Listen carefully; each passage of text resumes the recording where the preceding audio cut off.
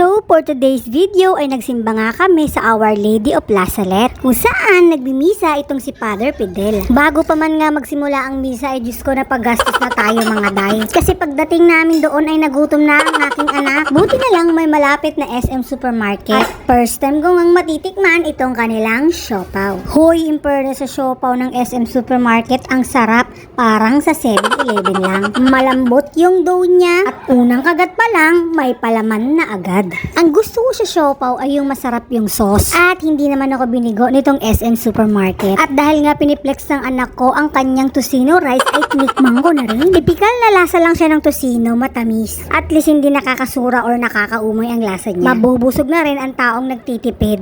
Hindi naman talaga kami linggo-linggo nagsisimba dito kay Father Fidel dahil medyo malayo rin sa Sapang Palay ang Muson at higit sa lahat napaka-traffic ng daan papunta dyan. At mula sa Sample ay Santrans bus lang ang maari mong sakyan papunta dyan. Dahil kung mag-jeep ka ay magdadalawang sakay ka pa papunta sa Our Lady of Lazaret. Nagsisimba nga lang kami dito kapag napupuno na namin itong alkansya. December pa nga namin kinuha yan at ngayon lang namin siya napuno. At tulong na rin natin yan sa simbahan, 'di ba? Sinadya talaga naming agahan para makapwesto kami sa unahan or para makaupo man lang kami. Dahil yung huling simba namin dito ay sa labas na nga kami nakaupo. Gawa ng maraming ang tao ang nagsisimpa dito mga day. At pagkatapos nga ng misa ay kumuha ulit kami ng bagong alkansya. Na kapag napuno ay ibabalik namin ulit dito. Nakakatawa itong si Father Fidel mag-sermon or maghumilya. Nakikita nyo naman siguro siya sa inyong mga Facebook page or sa inyong mga TikTok account. Ang Our Lady of Lazaret ay matatagpuan sa Mountain View, Barangay Muson, City of San Jose del Monte, Bulacan. Katapat lamang ng Muson Central Market. Kaya naman, sadyain nyo na rin ang pagsisimba dito mga jay. Mapipil nyo talaga, nakakaiba